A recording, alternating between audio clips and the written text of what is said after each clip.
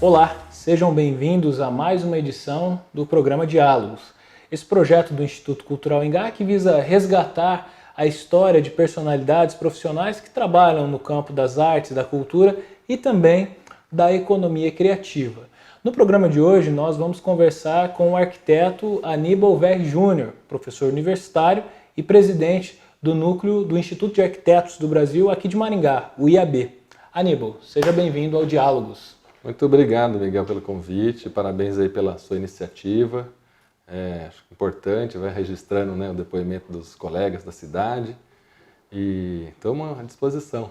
Aníbal, Maringá ela tem uma referência assim, no aspecto urbanístico, até pelo seu plano inicial, né? Você, como professor universitário e também trabalhando no escritório de arquitetura, como é que você vê isso como ponto positivo para a cidade e as preocupações que a gente tem que ter também? Olha, Miguel, o que eu diria é o seguinte, como eu nasci em Maringá e boa parte da nossa população, né, que nasceu aqui, muitas vezes a gente não percebe as qualidades que tem na nossa cidade. E quando eu fui fazer arquitetura, você começa a estudar e começa a relacionar com outros lugares e você, quanto mais o tempo passa, mais a gente vê as qualidades que estão aqui colocadas desde o início. Então, acho que isso reflete muito na vida das pessoas. O maringaense tem um orgulho de dizer que é daqui, né? Vai falar, vocês são do Paraná? Não, eu sou de Maringá, né? Quando a gente começa a se aproximar e entender o que tem de fato de diferente, a gente vai ver que é um traçado da cidade muito racionalizado, né? Generoso, os espaços são generosos, você tinha terra em abundância. E o urbanista que desenhou a cidade, que é o Jorge Macedo Vieira, tinha já uma experiência, então, junto com os empreendedores, né, da companhia, fez uma cidade em que a topografia, que é muito suave, o terreno tem poucas declividades, os vales e tal, em que a cidade nasce longe das águas, né, não tem problema com enchente, ao mesmo tempo tem um problema para drenar a água da área central, mas com isso a cidade foi ganhando avenidas amplas, os fundos de vale foram preenchidos pelos parques, se conectam um lado ao outro, obedece à topografia com curvas suaves. E as pessoas, e junto desse processo, a gente ainda teve um brinde de depois ganhar, como dizia meu xará Aníbal Bianchini, uma vestimenta que é arborização urbana, né, que o Luiz Teixeira Mendes propôs. E que isso, de fato, foi o que ajuda a definir a paisagem urbana da cidade, que é até uma contradição, né? As árvores vão configurar a paisagem urbana, porque a paisagem urbana, a rigor, seria construída, né? E isso a gente muitas vezes, as pessoas não percebem, sabem que é bom, mas não percebem. Então acho que um papel que nós temos, e talvez a UEM e as escolas de arquitetura que vieram na sequência, ajudam a gente potencializar e mostrar isso para a sociedade. Então, a comunidade começa a entender, saber que foi um plano.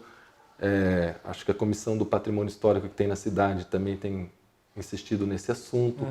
Então, acho que a gente só tem a ganhar cada vez mais em olhar para essa matriz original e dela cuidar para a expansão da cidade, que não baixe o padrão, né? A gente não pode admitir isso, que a cidade amplie de uma maneira pior do que a gente constituiu, né? Desestruture o plano original que foi previsto, né? Aníbal, falando sobre isso, quando que você acha que Maringá começou a perder essa característica de cidade-jardim? A gente tem uma primeira mudança no plano diretor em 67, né? Sim. Depois a gente tem uma revisão nas leis de uso e ocupação do solo lá em 84, que é quando acontece a verticalização da cidade. Sim. Com maior impacto, maior celeridade, mas quando que você acha que perdeu assim, a característica como um diferencial que foi proposto pelo Macedo lá em 45? Olha, Miguel, assim, eu diria que é o seguinte, o desenho do Macedo é muito generoso com o território, vamos dizer assim, com a topografia. E o plano da Companhia Melhoramentos, que não era só desenhar a cidade, era desenhar os assentamentos rurais, sempre com uma linha de estrada e o sítio ligando à água. Né? Então a gente vê isso com nitidez. Quando a cidade começou a ampliar, ela foi invadindo essas áreas que eram rurais. Mas essa matriz também da ocupação rural era muito boa, porque a estrada rural continuava pelo Espigão, né? Então a gente consegue ver assim, a Carlos Borges era uma estrada rural e abrindo os sítios ali da família Bittencourt e tal. E no final dos anos 60, né, o arquiteto Nildo Ribeiro da Rocha com o arquiteto José Vicente Socorro, quando foram trabalhar no plano diretor, eles começaram a instituir uma diretriz viária para a cidade expandir. Então eles se apropriaram dessas matrizes, dessas avenidas que eram estradas rurais, que iam continuar como avenida, só que o desafio era pegar, por exemplo, a Cerro Azul de um lado, que continua, e a Carlos Borges do outro. E como você passa de um lado por outro, que os sítios estão desencontrados. E aí tem uma coisa curiosa, que o seu Nildo olhava os mapas, mas ele aprendeu a pilotar e por conta própria ele sobrevoava essas regiões para ver de cima como que era um impacto menor de uma divisa pegar próximo da outra e tal, e cria essas diretrizes conectando nesse outro sentido. Então, até aí, eu entendo que tem um cuidado. Só que, veja, é feita uma grande malha maior. E o loteamento menor, aí acaba caindo na mão do cara que faz o caminho do menor esforço. Ele faz um xadrez e põe em cima. Ele desconsidera a curva do terreno natural, que ele podia fazer como é a Zona 5. A gente vê isso muito na Zona Norte da cidade. Exatamente. Né? E o primeiro impacto disso a gente já vê no Jardim Alvorada. Né? O Jardim Alvorada a gente vê nitidamente, foi feito uma malha em cima do terreno. E que foi loteado na década de 60, que deveria ter seguido um conceito. E né? era um pessoal que conhecia, eles estavam aqui, né, na cidade, via como é que era a cidade. Então, essa é talvez a lei do mínimo esforço, né? Então é mais fácil assim, é só em linha reta, né? Outro exemplo que a gente tem, já em 1985, é o projeto Ágora, do Oscar Niemeyer, que acabou sendo desconfigurado pelas gestões. Até eu conversei hoje com um pesquisador, ele falou, o Ágora acabou virando um plano de governo, porque entrou o governo, voltou o governo, continuou, né? Queria resolver o problema do pátio ferroviário e da estação ferroviária. Como é que você vê esse projeto Ágora com o que foi planejado, um conceito modernista, talvez a gente pode chamar dessa forma, com as superquadras e tal, e com o que ele acabou resultando, Aníbal? Isso foi uma oportunidade perdida, né? O nosso desenho da cidade original, com base, né, da cidade jardim, que a gente vem a dizer, continuava sendo ainda um desenho de lotes pequenos, com moradia individual. Né? E a proposta do Niemeyer, com a oportunidade de usar aquela área toda, que era o pátio de manobras, ele faz aí, de fato, o projeto de uma cidade contemporânea, com grandes vazios, e que o solo do térreo era público. E aí eu acho que houve, talvez, uma falta de um interlocutor local para mostrar o que era isso. Né? Então você tinha os edifícios no centro, que é na Ágora, o teatro, a biblioteca, e a área, as duas laterais, as duas glebas, era para a iniciativa privada tocar. Só que, a rigor, o cara prefere ter o lote e construir a casa em cima. Né? E começou a perceber um embate para como que é o dono, como é que faz e tal, né? Como é que é esse negócio de cota. Então faltou alguém para mediar. Então acho que isso levou o processo não avançar. O argumento que não tinha dinheiro é muito relativo, porque está um novo centro inteiro construído. Não é? Foi feito. Foi feito, ele está lá. Então, e até mais caro, se a gente pensar no conceito inicial, porque ele afundou, quer dizer, colocou no subterrâneo toda a malha ferroviária, né? Então isso eu acho que é um grande legado que o Niemeyer tinha proposto, né? Mas o Niemeyer, num primeiro momento, ele falava até de deixar céu aberto. Exato. Não precisava pôr aquela tampa em cima, né? E essa tampa também já era uma coisa muito curiosa, porque pela largura da estrada de ferro, cabia só uma rua ali. E aí, lá pelas tantas, percebeu-se que aquilo para fazer uma avenida estava estreito. Aí o que foi feito? Convenceram os donos de imóveis da Tamandaré a ceder as 2 pistas de avenida por uma em cima da pista. E eles deslocaram os lotes ali, que ninguém tinha construído no novo centro. Isso foi uma coisa de louco. E configurou para abrir espaço para conseguir... Então você tinha a Tamandaré, que era uma avenida maravilhosa. Os caras estavam do lado de cá de frente para um muro do trem. Umas árvores lindas. E aí se convenceu de que eles iam ter a rua mais bonita de Maringá. E eles toparam, todo mundo assinou e a prefeitura ganhou o trecho em cima da linha. Aí que mostra, o que eu acho no fim é o seguinte: o planejamento da cidade, esse desenho inicial, ele ajuda muito, é uma base. A gente nasce semeado em terra boa. Mas se não adubar, não cuidar, ou melhor, não planejar e projetar para valer, as coisas se perdem. E então, o que acabou acontecendo? Você simplesmente tinha um projeto com uma diretriz do Niemeyer que tinha forma, tinha volume, você enxergava o projeto inteiro e vira um grande loteamento, falando aqui é uma galeria.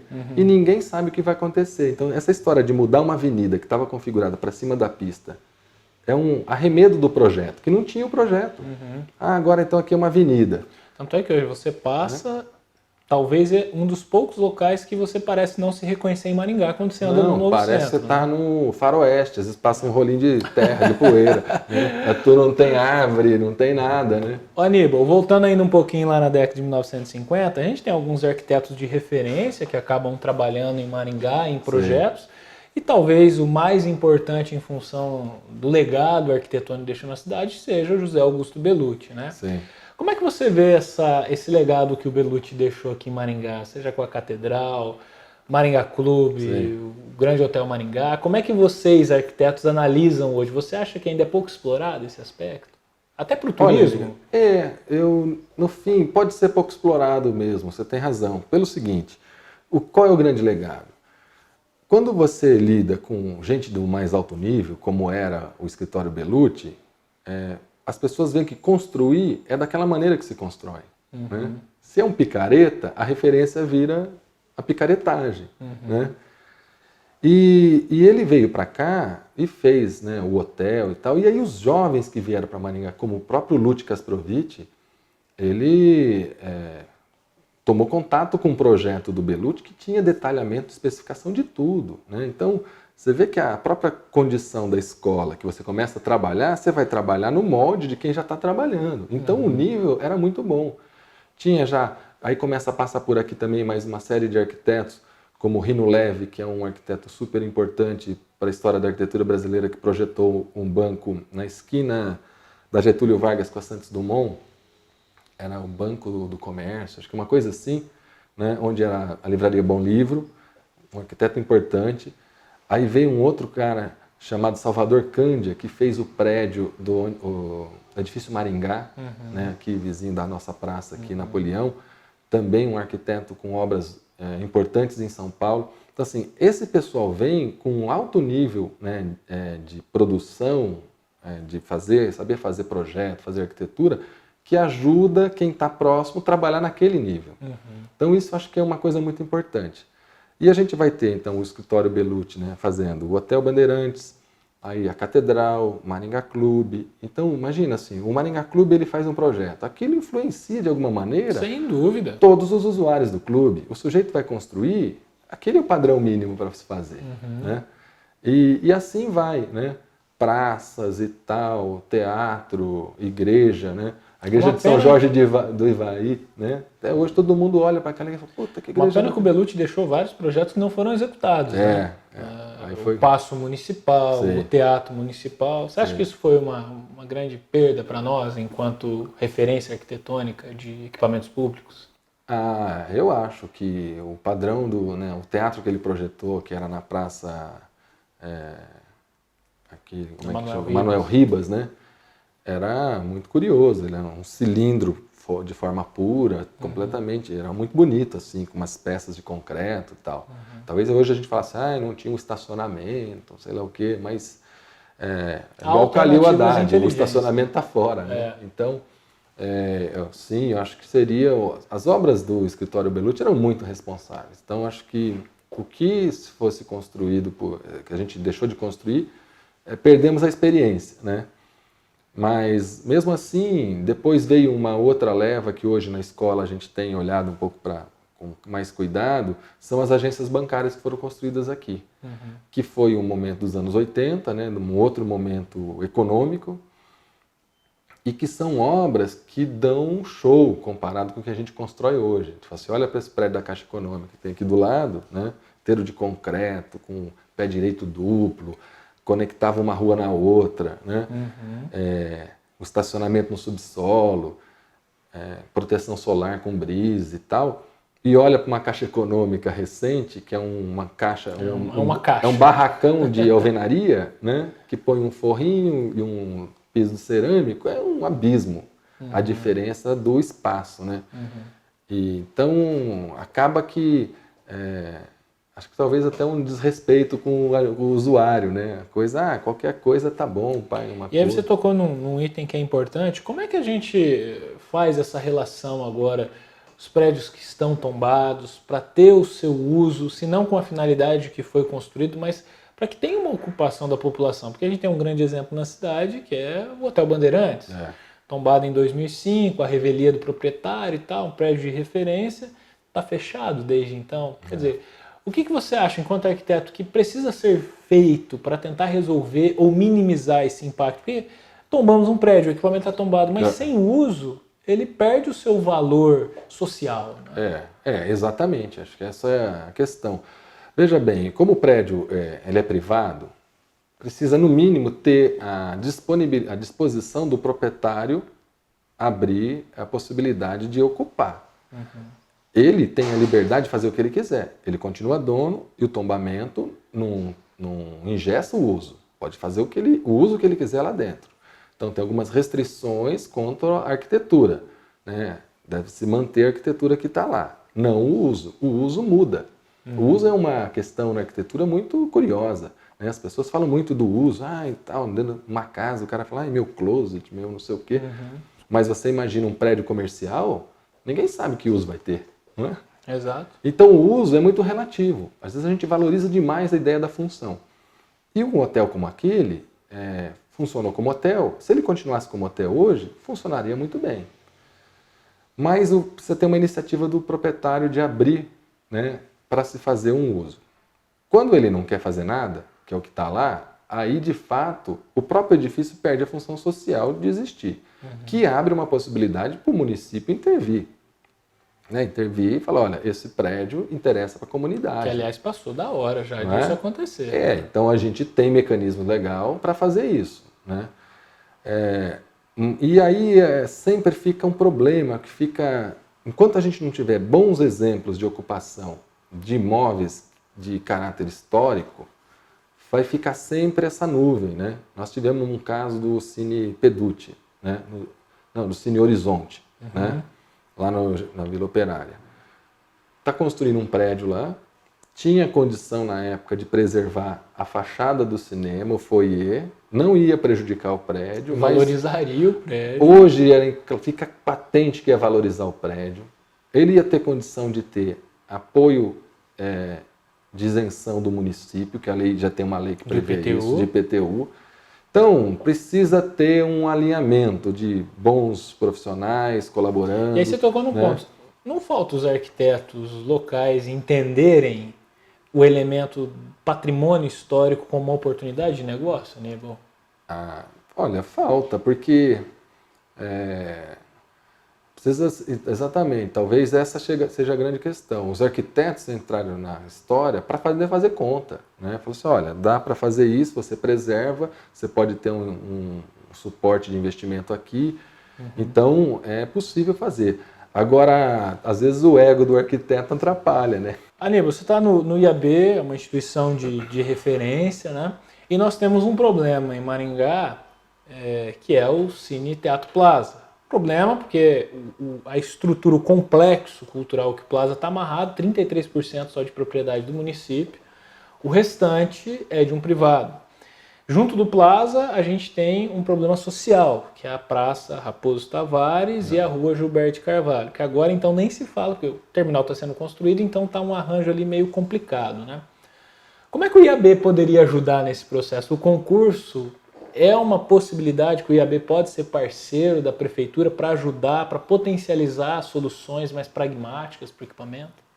Então, deixa eu aproveitar e dar uma explicação. O IAB, então, que é o Instituto de Arquitetos do Brasil, é uma entidade associativa em que os arquitetos se filiam voluntariamente. E é uma entidade sem fins lucrativos, que existe há 96 anos.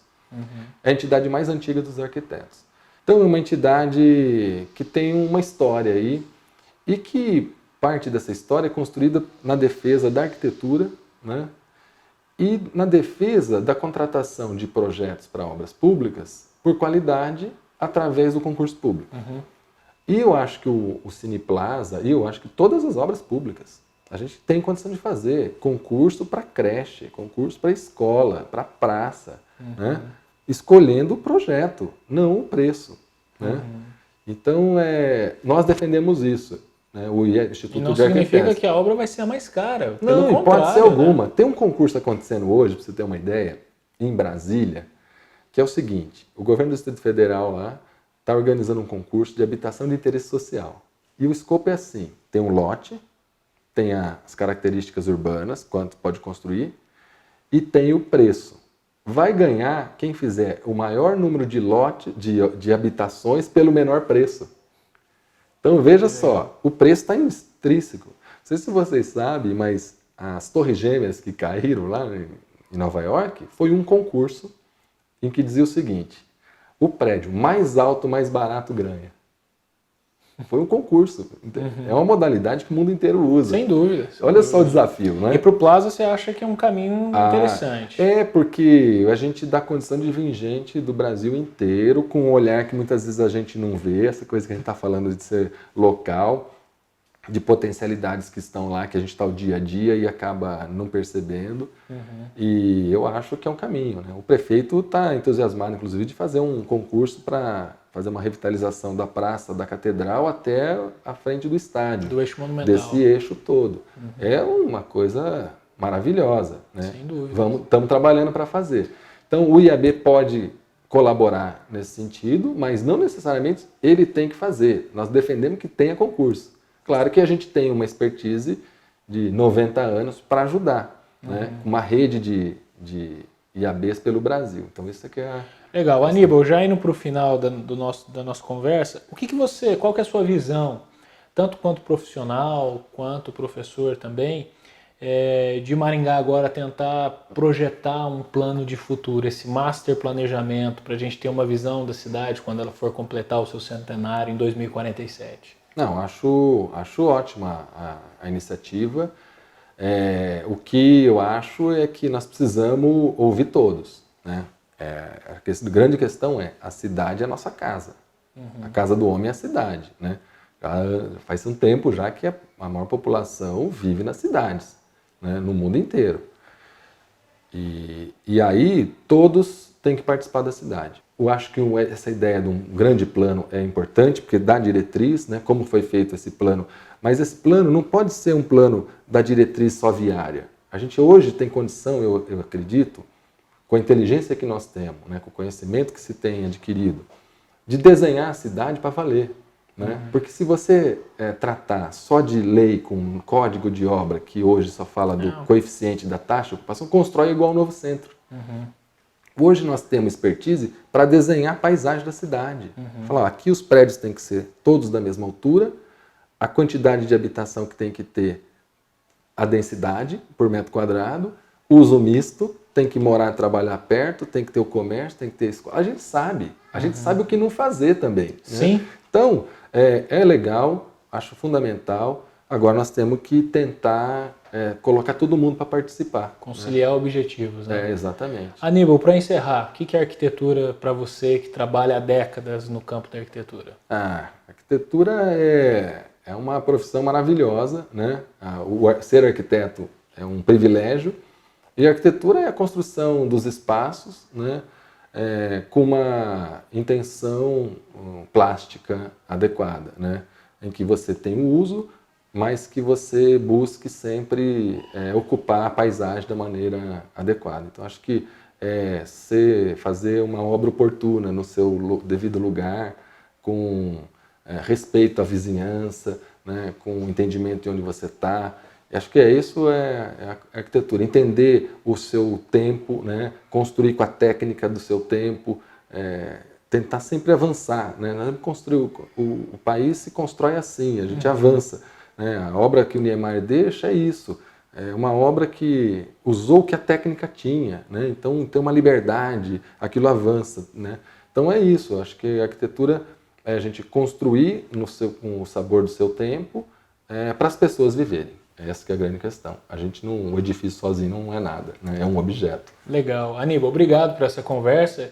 A gente espera voltar em breve para conversar sobre outros projetos que você estiver desenvolvendo, quem sabe em breve para falar de um concurso em parceria Prefeitura e IAB. Enfim, para nós é sempre um prazer tê-lo aqui. Muito obrigado aí pela oportunidade. Estou à disposição. Quer falar de Maringá e da arquitetura, pode contar comigo. Legal. O programa Diálogos de hoje conversou com Aníbal Verri, que é arquiteto, professor universitário e também presidente do Núcleo IAB de Maringá. Esperamos que tenham gostado. Um abraço e até a próxima.